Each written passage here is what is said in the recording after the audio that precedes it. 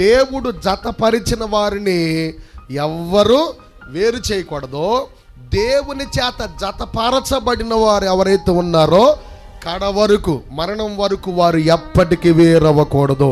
వివాహ వ్యవస్థలో దేవుడిచ్చిన గొప్ప అద్భుతమైనటువంటి నిశ్చయత అది. ఇలారా ఇవాళ చూడండి, చిన్న చిన్న వాటికి ఓ నెల రోజులు పెళ్ళి, నెల రోజులు అవుద్ది లేదు, అప్పుడే వేరవుతున్నటువంటి విధానాలు, చిన్న గొడవలు వస్తాయి.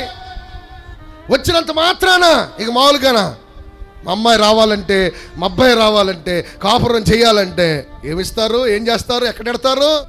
ఇవేనా జీవితాలు? ఇప్పుడు డైవర్స్ ఏంటో తెలుసా? అత్తగారు ఉండకూడదు, మామగారు ఉండకూడదు, పిల్లలు ఉండాలి, ఆస్తులు కావాలి, అంతస్తులు కావాలి. అబ్బే తత్వ వాళ్ళు ఎవ్వరు ఉండకూడదు. ఇవాళ చాలా చిన్న వేదికలు పెట్టి ఆ కుటుంబాలని జతపరచలేక అబ్బో తల పట్టుకున్నారు. జీవితంలో దేవుని బిడ్డలారా, ఆత్మీయులు నేర్చుకోవాల్సింది ఏంటంటే సర్దుకుపోయే విధానాలు ఉండాలి.